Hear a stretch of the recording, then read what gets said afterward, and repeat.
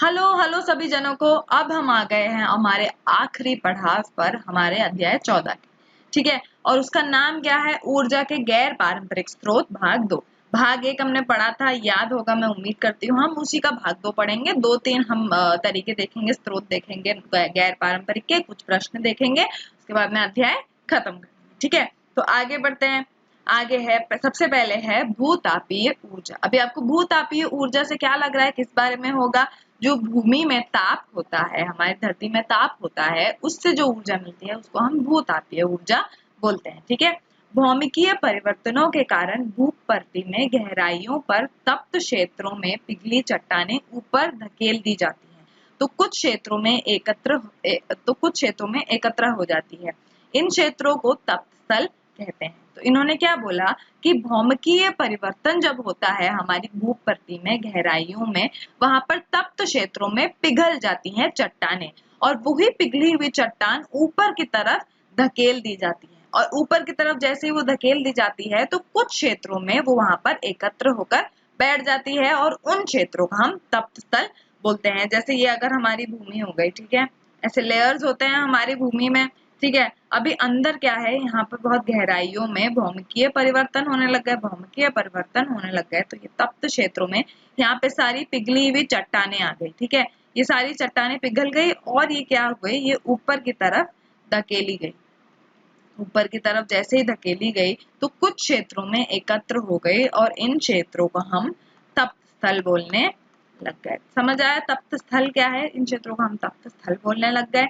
जब भूमिगत जल इन तप्त स्थलों में के संपर्क में आता है तो भाप उत्पन्न करता है। अब इतना ज्यादा गर्म है ये हमारा तप्त स्थल, यहाँ पर यदि कोई भी पानी आ जाए तो वो पानी तो बन जाएगा हमारा भाप, और इस तरह से इस तप्त स्थल से ऊपर आने लग जाता है हमारा भाप।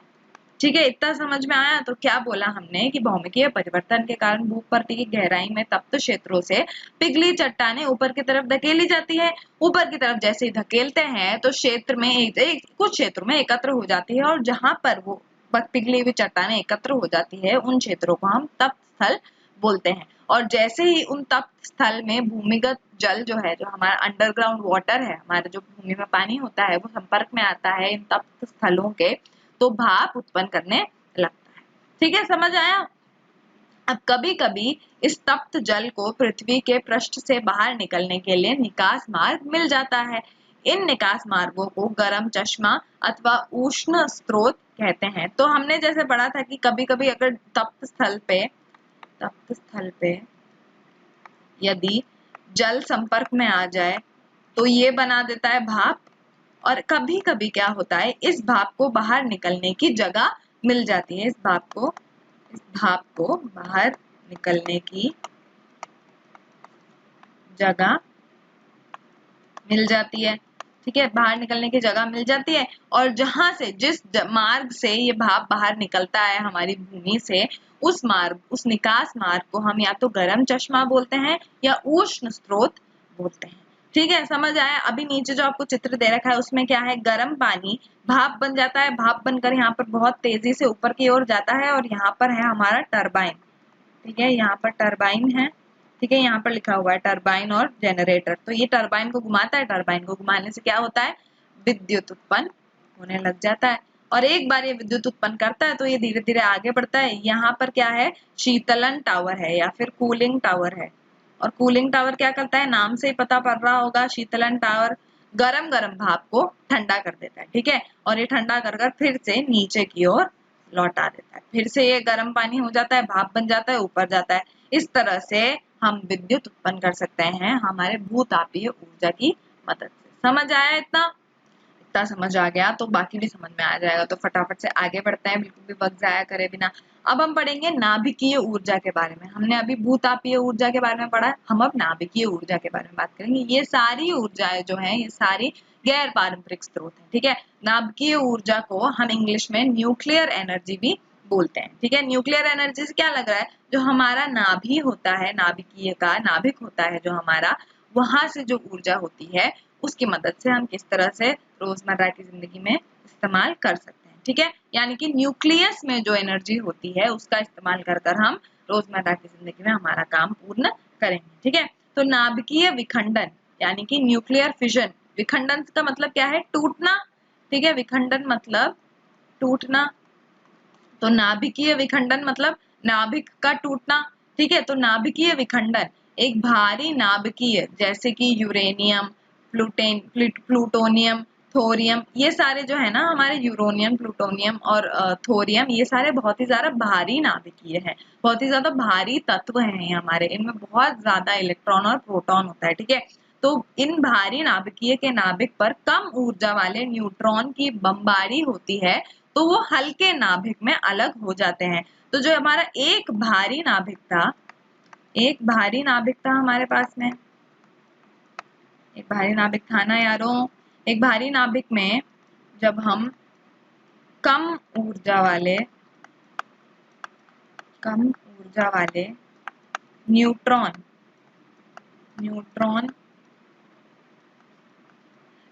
की बमबारी करते हैं, यानी कि न्यूट्रॉन को इस भारी नाभिक के ऊपर छोड़ते हैं, तो ये भैया टूट जाते हैं दो दो नाभिकों में, दो हल्के नाभिक में, दो हल्के नाभिक में। तो इसमें क्या हुआ, एक नाभिक का विखंडन हुआ और वो दो हल्के नाभिकों में बदल गया, तो इसलिए इसको हम नाभिकीय विखंडन बोलते हैं, क्योंकि एक भारी नाभिक दो हल्के नाभिकों में बन जाता है। ठीक है, वो अलग हो जाता है। आगे क्या है, हमने पढ़ लिया, ये हल्के कम ऊर्जा वाले न्यूट्रॉन की बमबारी होती है तो हल्के नाभिक में अलग हो जाते हैं। यदि मूल नाभिक का द्रव्यमान अलग अलग उत्पादों के द्रव्यमान के योग से थोड़ा अधिक है तो विखंडन से बहुत अधिक मात्रा में ऊर्जा निकलती है। तो इन्होंने बोला कि इसका द्रव्यमान मान लीजिए द्रव्यमान ए, ठीक है, और इन दोनों का जोड़, ठीक है, इन दोनों का जोड़, ये बी और सी है, तो इन दोनों का जोड़ हो गया द्रव्यमान बी प्लस सी। अब इन्होंने बोला यदि द्रव्यमान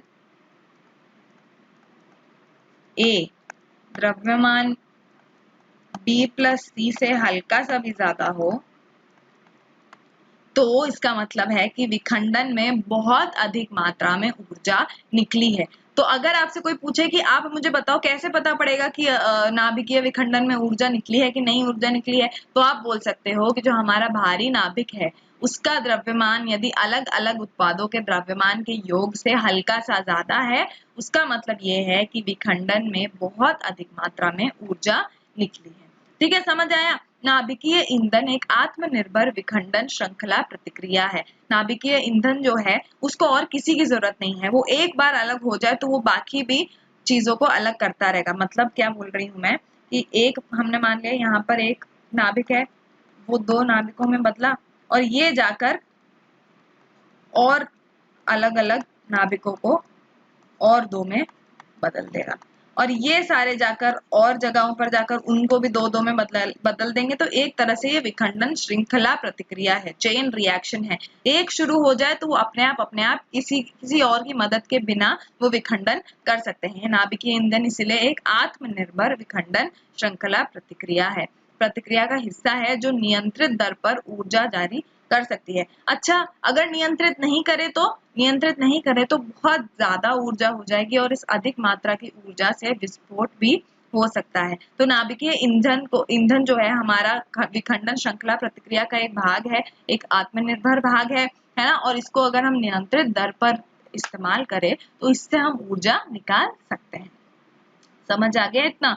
क्या समझे हम इसमें पूरा? नाभिकीय विखंडन में क्या होता है, एक भारी नाभिक लेते हैं, उसमें कम ऊर्जा वाले न्यूट्रॉन की बमबारी करते हैं, हल्के नाभिक में वो अलग अलग हो जाते हैं। यदि भारी नाभिक का द्रव्यमान हल्के नाभिकों के द्रव्यमान के जोड़ से थोड़ा सा ज्यादा है तो उसका मतलब ये है कि विखंडन से बहुत ज्यादा अधिक मात्रा में ऊर्जा निकलती है। नाभिकीय ईंधन एक आत्मनिर्भर कैसे है? विखंडन श्रृंखला प्रतिक्रिया का हिस्सा है। विखंडन श्रृंखला प्रतिक्रिया मतलब अगर यदि एक भी नाभिक का विखंडन हो चुका है तो वो दोनों जाकर और भी कई ज्यादा नाभिकों का विखंडन कर देंगे और इसलिए वो आत्मनिर्भर होते हैं, उनको बाहरी किसी भी चीज की जरूरत नहीं होती, तो अपने आप एक के बाद एक विखंडन कर सकते हैं। और इसको यदि हम नियंत्रित दर पर ले, इनका नियंत्रण करें आराम से, तो इससे हम ऊर्जा जारी भी कर सकते हैं। समझे? अब हम एक वीडियो देखेंगे, ठीक है। वीडियो में क्या होगा मैं वीडियो देखने के बाद में आपको समझाऊंगी, ठीक है। तो फिर अब शुरू करते हैं वीडियो देखना।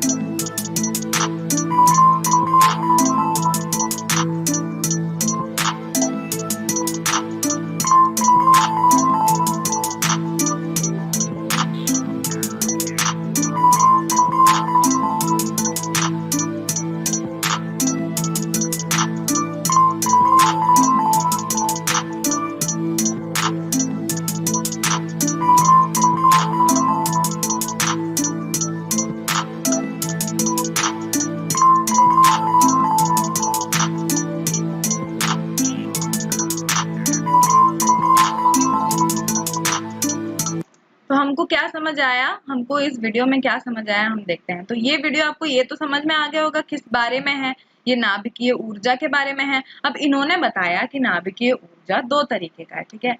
नाभिकीय ऊर्जा दो तरीके से बन सकता है। एक तो हमने पढ़ा नाभिकीय विखंडन, ठीक है, विखंडन से हो सकता है, और दूसरा है संलयन, ठीक है, यानी कि जुड़ना।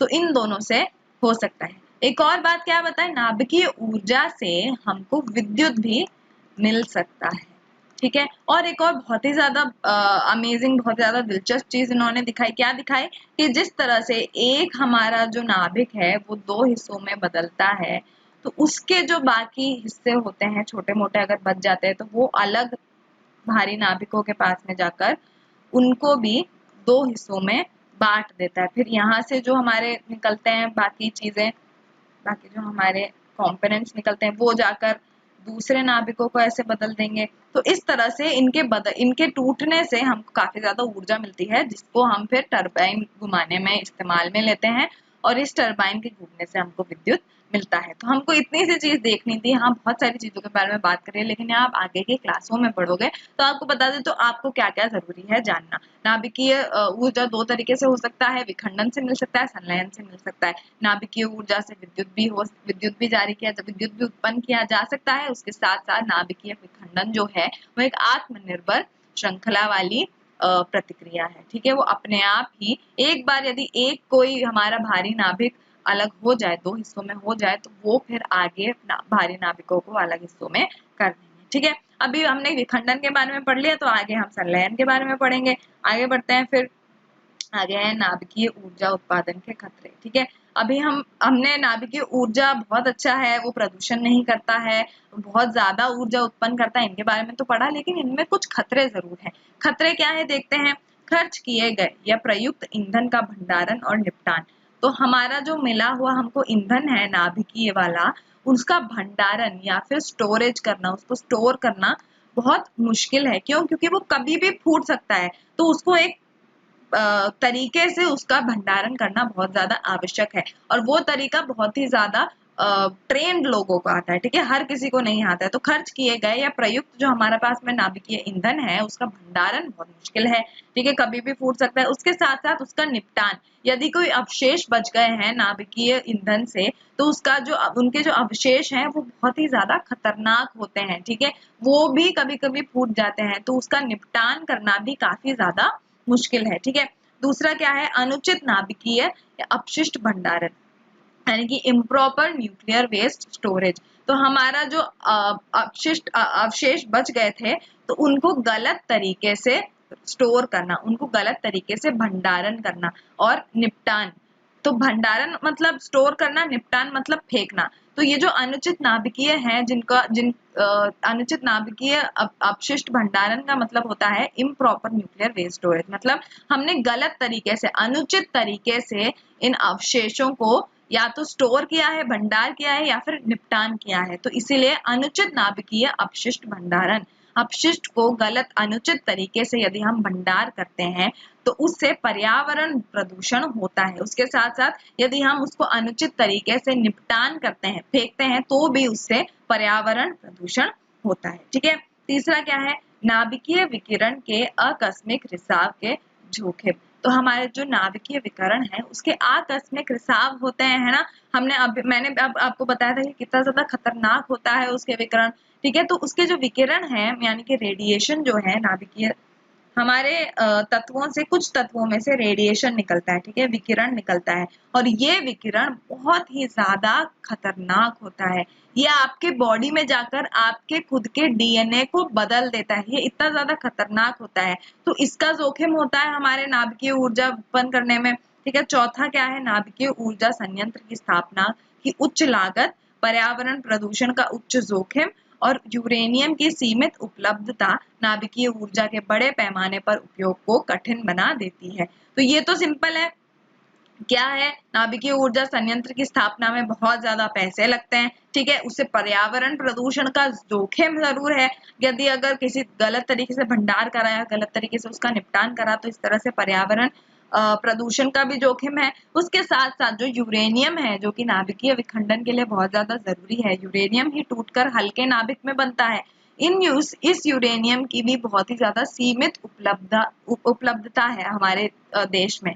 तो इस वजह से नाभिकीय ऊर्जा को बड़े पैमाने में उपयोग करना थोड़ा मुश्किल है, ठीक है। तो नाभिकीय ऊर्जा उत्पादन के खतरों में क्या क्या आया, पहले तो खर्च किया है प्रयुक्त जो हमारे पास में ईंधन है, उसके भंडारण और निपटान में बहुत दिक्कत होती है। दूसरा, जो अपशिष्ट बच जाते हैं उसको अनुचित तरीके से भंडारण या निपटान करते हैं, तो परिमाण के उसका परिमाण होता है पर्यावरण का प्रदूषण, ठीक है, जो कि बहुत ही ज्यादा खतरनाक है। तीसरा है नाभिकीय विकिरण जो है, रेडिएशन जो है, उसका आकस्मिक रिसाव जो है वो बहुत ज्यादा जोखिम वाला है, ठीक है, वो कभी भी किसी भी इंसान को लग सकता है।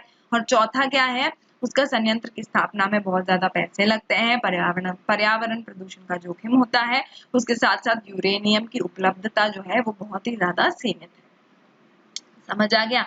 तो आगे बढ़ते हैं। हमने बात करी थी विखंडन और संलयन के बारे में, अब हम संलयन के बारे में बात करेंगे। विखंडन के बारे में हमने पढ़ लिया था। तो फ्यूजन का अर्थ, नाभिकीय संलयन को न्यूक्लियर फ्यूजन बोलते हैं, ठीक है, और उसको विखंडन को हम फिजन बोलते हैं, ठीक है। फ्यूजन मतलब जुड़ना और फिजन मतलब टूटना, ठीक है। तो फ्यूजन का अर्थ है हल्के नाभिकों को मिलाकर एक भारी नाभिक बनाना, आमतौर पर हाइड्रोजन या हाइड्रोजन समस्थानिक हीलियम बनाने के लिए, जैसे। तो मतलब हल्के नाभिक, दो हल्के नाभिकों को मिलाकर उससे ज्यादा एक भारी नाभिक बनाने की प्रक्रिया को हम नाभिकीय संलयन बोलते हैं। ठीक है, संलयन का मतलब जोड़ना, तो दो हल्के नाभिकों को जोड़कर को मिलाकर हम एक भारी नाभिक बनाते हैं। और आमतौर पर क्या करते हैं, आमतौर पर हम हाइड्रोजन ले लेते हैं और उससे हम हीलियम बना देते हैं। ठीक है, तो ये एक तरह से क्या हो गया, ये हो गया हमारा न्यूक्लियर फ्यूजन। क्यों? क्योंकि दो हल्के नाभिकों को लेकर हमने एक भारी नाभिक बनाया। ठीक है, इस प्रक्रिया के लिए आवश्यक शर्तें अत्यधिक है, मतलब बहुत ज्यादा शर्तें हैं इस प्रक्रिया के लिए। क्या शर्तें हैं? लाखों डिग्री का तापमान चाहिए, उसके साथ साथ लाखों पास्कल का दबाव भी चाहिए। तो तापमान यानी कि टेम्परेचर भी चाहिए और उसके साथ साथ प्रेशर भी चाहिए बहुत ज्यादा। तो ये शर्तें थोड़ी अत्यधिक है। ठीक है, उसके साथ में क्या है, hydrogen bomb thermonuclear fusion reaction पर आधारित है। तो जो हमारा हाइड्रोजन बम है, हम बात करते हैं ना, हाइड्रोजन बम बहुत ज्यादा हानिकारक होता है, बहुत ज्यादा जानलेवा होता है, तो वो थर्मोन्यूक्लियर फ्यूजन के रिएक्शन पर ही आधारित है। इसी रिएक्शन पर आधारित है हमारा हाइड्रोजन बम। हाइड्रोजन बम के केंद्र में एक यूरेनियम या प्लूटोनियम विखंडन बम होता है। तो मतलब हाइड्रोजन बम ऐसा है, ठीक है, आपको समझाने के लिए बता रही हूँ, उसके अंदर होता है एक यूरेनियम या प्लूटोनियम विखंडन बम। और ये क्यों होता है? ये इसलिए होता है क्योंकि इसके विखंडन से जो ऊर्जा मिलती है उससे अत्यधिक तापमान बनता है, और इस तापमान में ही हमारा हाइड्रोजन बम जो है वो अपना फ्यूजन करना शुरू करेगा, वो अपना संलयन करना शुरू करेगा। तो सबसे पहले क्या होता है, हाइड्रोजन बम के अंदर ये यूरेनियम या प्लूटोनियम विखंडन करते हैं, बहुत ज्यादा ऊर्जा देते हैं, उस ऊर्जा से बहुत अधिक तापमान मिलता है, लाखों डिग्री तापमान मिलता है, लाखों पास्कल दबाव मिलता है, और उस दबाव में हाइड्रोजन बम फ्यूजन करना शुरू कर देते हैं और फिर आसानी से फटते हैं। तो समझ में आया, hydrogen bomb thermonuclear fusion reaction पर आधारित है, यानी कि थर्मोन्यूक्लियर फ्यूजन मतलब गर्मी के वजह से न्यूक्लियर फ्यूजन। ठीक है, तो थर्मोन्यूक्लियर फ्यूजन रिएक्शन पर आधारित है और हाइड्रोजन बम के केंद्र में यूरेनियम या प्लूटोनियम विखंडन बम होता है। समझ गए? आगे बढ़े, प्रश्न करते हैं। बहुत ज्यादा दिलचस्प प्रश्न है, बहुत छोटे छोटे से भी हैं, तो आपको फटाफट से आ जाएंगे। सौर कुकर में किस प्रकार का दर्पण होता है? अवतल, उत्तल या समतल? ठीक है, या तो कॉन्वेक्स मिरर या कॉनकेव मिरर या प्लेन मिरर उपयोग के लिए सबसे उपयुक्त होगा और क्यों? तो इन्होंने पूछा, सौर कुकर में हमने पढ़ा था कि एक दर्पण लगता है ना, एक दर्पण लगता है ताकि आसानी से हमारे सूरज की किरणें केंद्रित हो पाए एक जगह पर। तो कौन सा दर्पण सबसे ज्यादा उपयुक्त होगा? अवतल होगा, उत्तल होगा या समतल होगा? अवतल होता है कॉन्वेक्स, ठीक है, उत्तल होता है कॉनकेव, ठीक है, और समतल होता है प्लेन। ठीक है, और मैं बताती हूँ कौन सा सबसे ज्यादा उपयुक्त होगा। सबसे ज्यादा उपयुक्त होगा हमारा, सबसे ज्यादा उपयुक्त दर्पण अवतल दर्पण होगा। ठीक है, सबसे ज्यादा उपयुक्त अवतल दर्पण होगा। क्यों अवतल दर्पण होगा? क्योंकि अवतल दर्पण सूर्य की किरणों को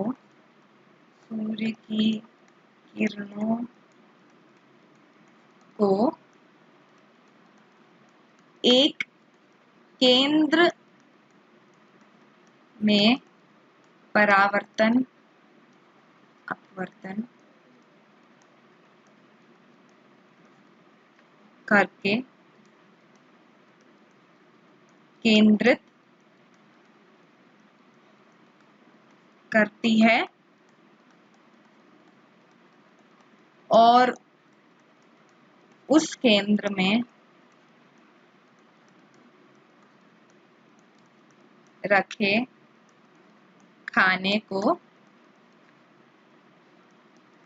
पका देती है। तो जो हमारा अवतल दर्पण है वो क्या करता है, वो हमारी सूरज की रोशनी को एक बिंदु पर केंद्रित कर देता है एक केंद्र या बिंदु, ठीक है, इसको बिंदु भी बोल सकते हैं, तो ये एक केंद्र या बिंदु पर केंद्रित कर देता है। तो ऐसे यदि हमारा आ रहा है, अवतल हमारा मिरर हो गया, ऐसे यदि हमारा आ रहा है और यहाँ पर खाना लगा हुआ है, ठीक है, और यहाँ से सूरज की किरणें आ रही है, तो ये क्या करेगा, ये इन सबको एक केंद्र पर केंद्रित कर देगा और उस केंद्र पर बहुत ही ज्यादा उच्च तापमान हो जाएगा और उस उच्च तापमान के वजह से हमारा खाना पक जाएगा। तो सौर कुकर में किस प्रकार का दर्पण सबसे ज्यादा उपयुक्त होगा, अवतल दर्पण। समझ आया। प्रश्न 2 करते हैं, महासागरों से प्राप्त की जाने वाली जा सकने वाली ऊर्जा की सीमाएं क्या है। अब महासागरों से एक तो महासागरीय तापीय ऊर्जा आ सकती है, ठीक है, तापीय ऊर्जा, उसके साथ साथ दूसरा कौन सा आ सकता है, ज्वारीय ऊर्जा, ठीक है। और इसकी सीमाएं क्या है, पहला तो है कि बहुत कम स्थान है जहां ज्वारीय ऊर्जा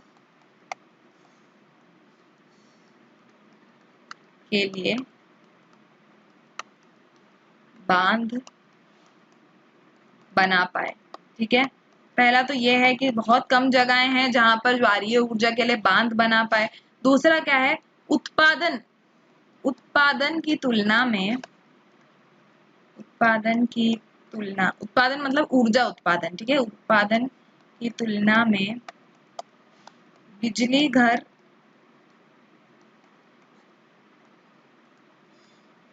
का लागत की लागत अधिक है।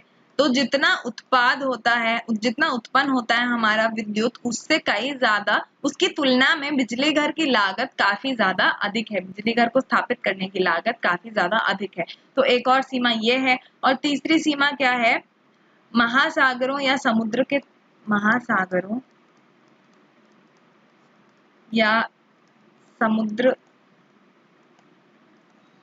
के तट पर उपस्थित बिजली घर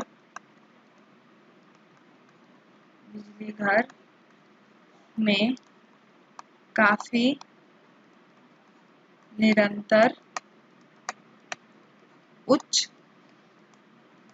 रखरखाव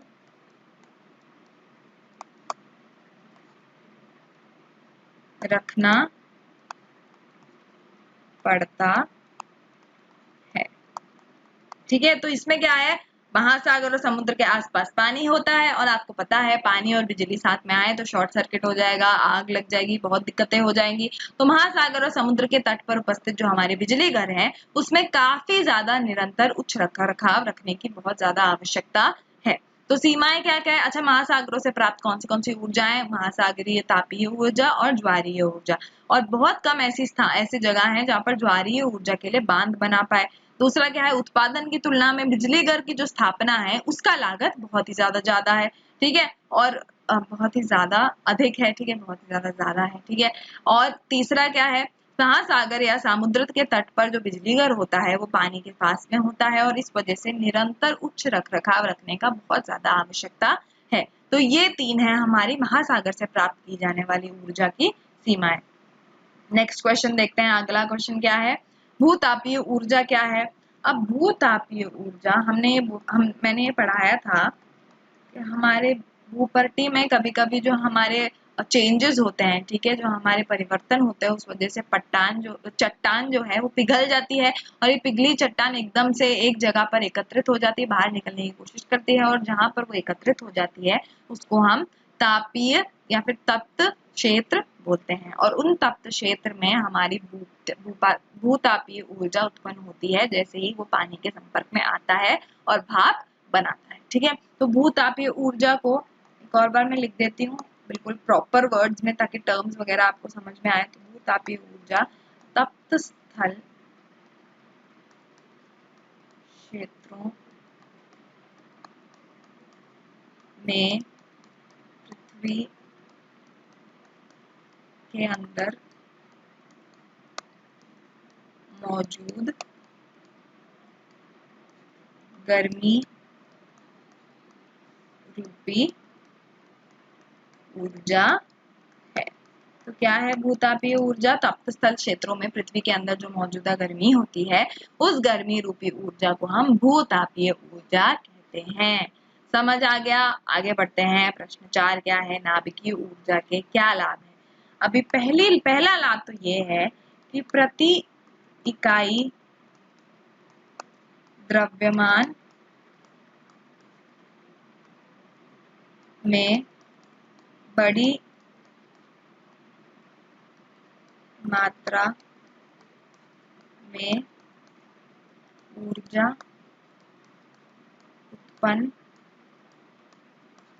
होती है।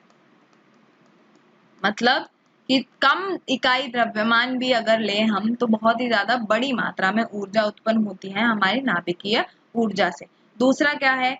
इस ऊर्जा का उपयोग घातक बीमारी जैसे कि कैंसर के इलाज में इस्तेमाल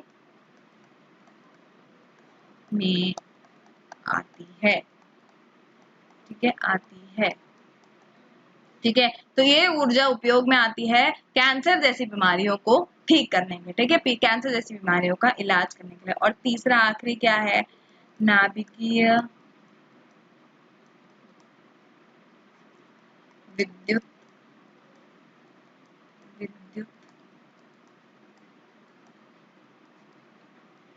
संयंत्र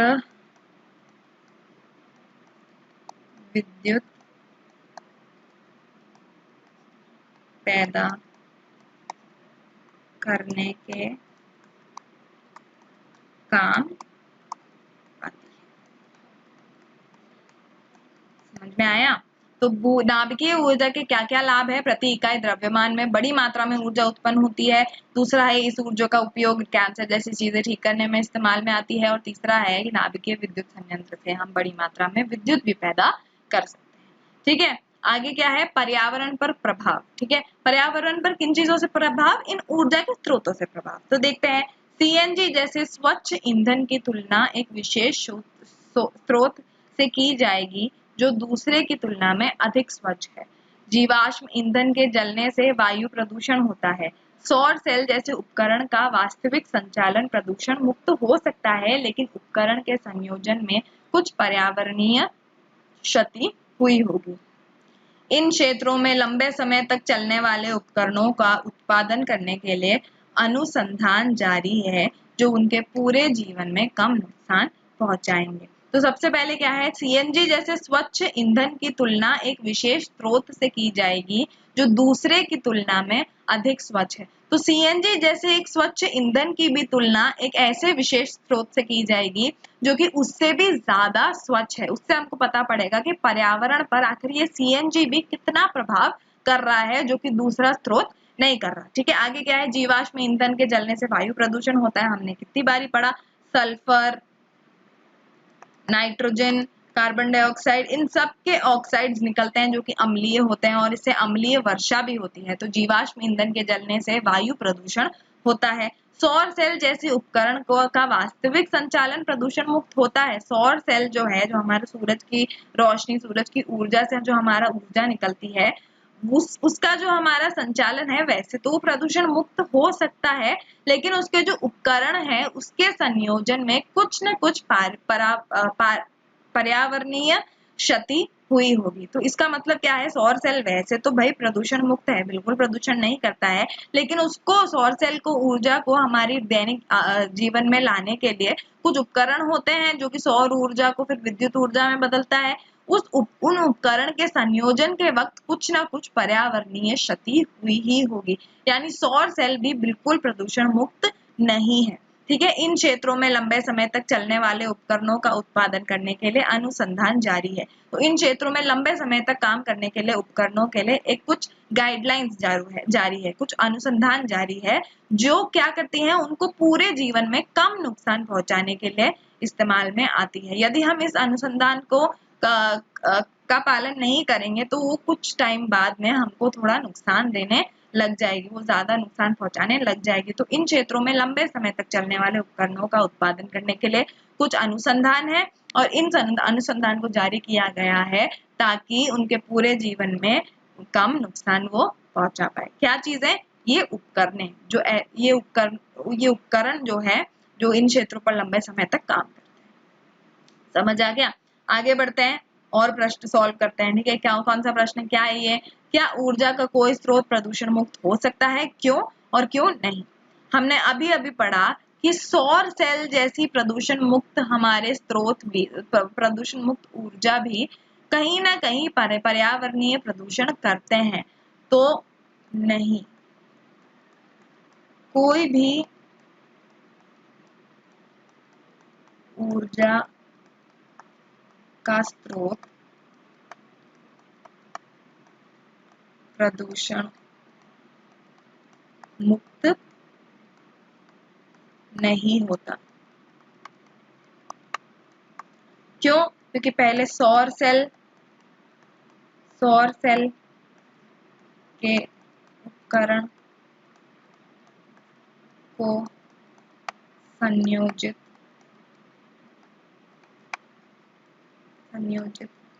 करने में पर्यावरणीय क्षति होती है।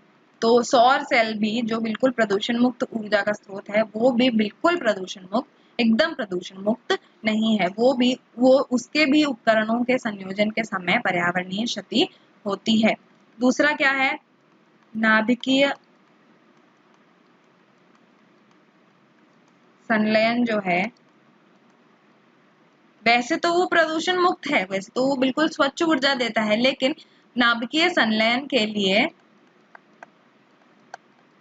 10 टू द पावर, ठीक है, 10 का पावर 7 डिग्री सेल्सियस का तापमान चाहिए, है ना, का तापमान चाहिए।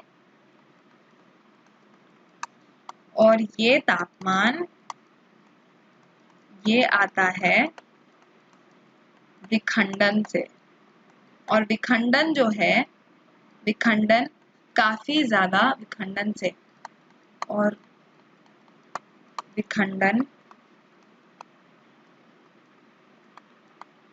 काफी हानिकारक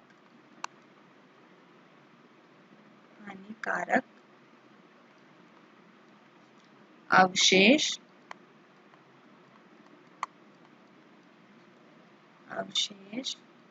छोड़ते हैं। समझ आ गया? तो कोई भी ऊर्जा का स्रोत प्रदूषण मुक्त तो नहीं हो सकता, ये बिल्कुल आप ध्यान में रखना। आगे क्या है? हाइड्रोजन का उपयोग रॉकेट ईंधन के रूप में किया गया है। क्या आप इसे सीएनजी के तुलना से स्वच्छ ईंधन मानेंगे, क्यों और क्यों नहीं? बिल्कुल, हाइड्रोजन जो है वो सीएनजी की तुलना में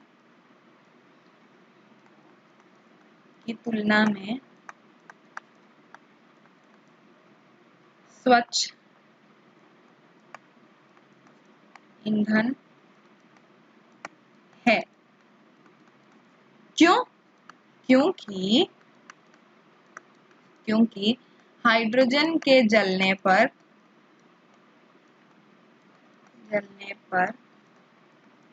केवल जल वाष्प या फिर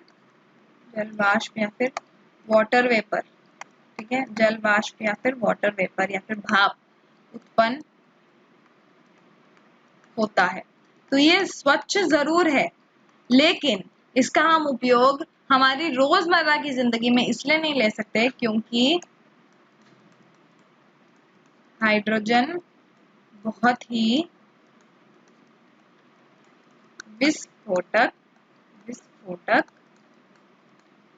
विस्फोटक प्रकृति का होता है।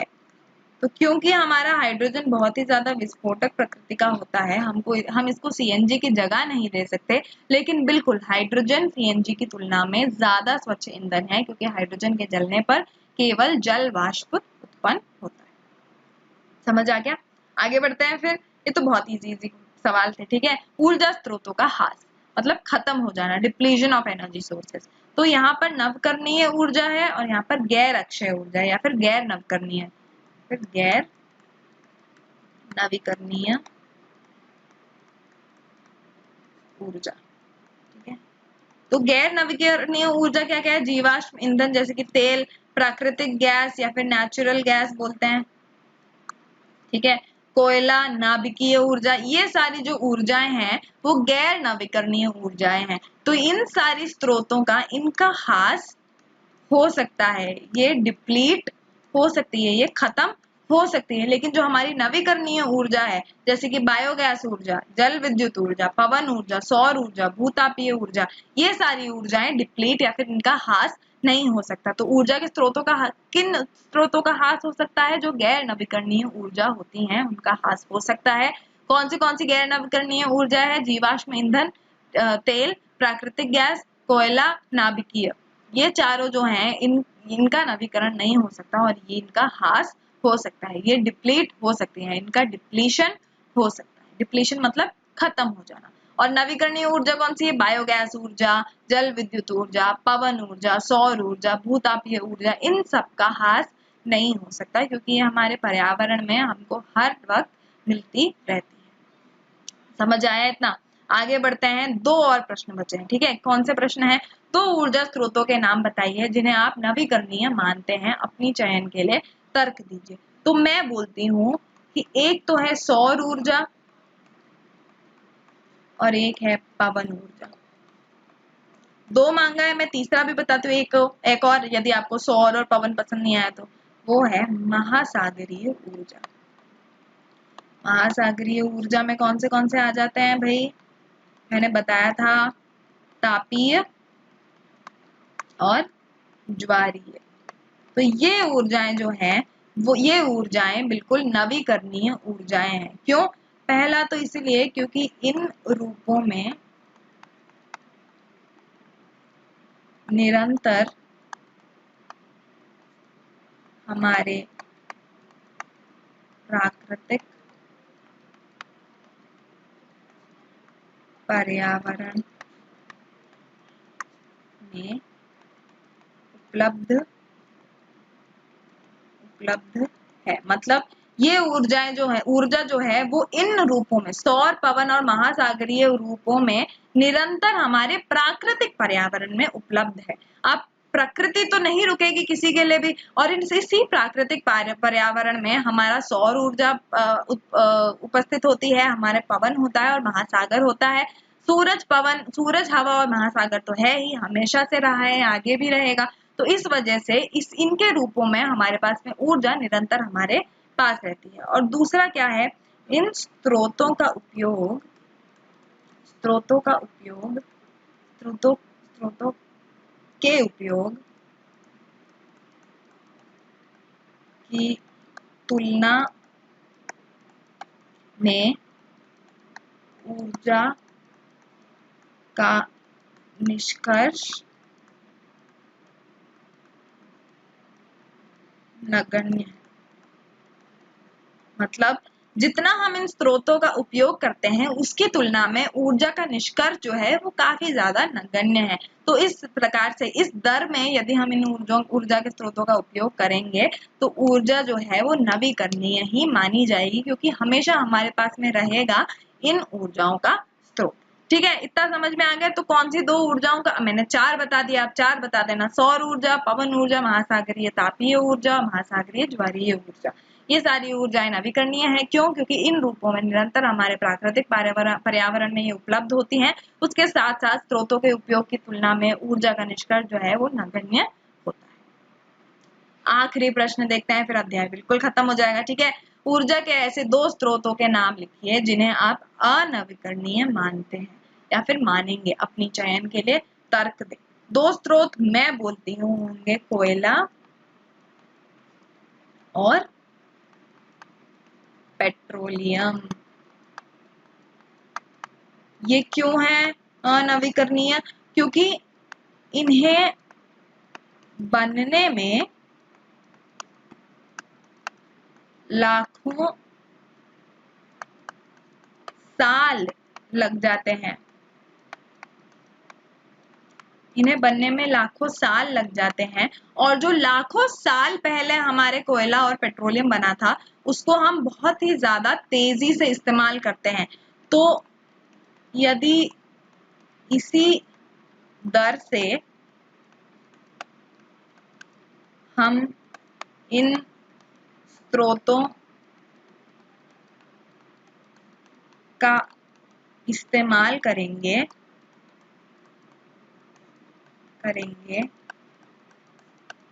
तो कोयला और पेट्रोलियम समाप्त हो जाएगा। क्यों? क्योंकि मान लीजिए 1 किलो कोयला बनने में 20 लाख साल लग गए, ठीक है, मान लीजिए 20 लाख साल लग गए, और हम इसी 20 लाख साल में बने हुए 1 केजी कोयले को 20 मिनट में अगर खत्म कर देंगे तो, और हम इसी दर से इसका उपयोग करते रहेंगे तो एक ना एक दिन हमारा कोयला और पेट्रोलियम समाप्त हो जाएगा। समझ में आया? तो अब मैं आपको एक गुड न्यूज दे देती हूँ। मैं बहुत देर से एक गुड न्यूज वैसे भी बता ही रही थी कि ये अध्याय आपका बिल्कुल समाप्त हो चुका है। ये थ्योरी है तो बच्चे अक्सर भूल जाते हैं। मैं बहुत ही ज्यादा आपको निवेदन करती हूँ कि आप बहुत अच्छे से इसको रिवाइज करते रहिए ताकि आप पॉइंट्स ना भूले, आप कीवर्ड्स जो टर्म्स हैं वो ना भूले, ठीक है। और हम मिलेंगे अगले हमारे अध्याय में, लेकिन तब तक के लिए बहुत जरूरी है आप मन लगाकर पढ़ते रहिए और स्टडी रूम के साथ में जुड़े रहिए। धन्यवाद।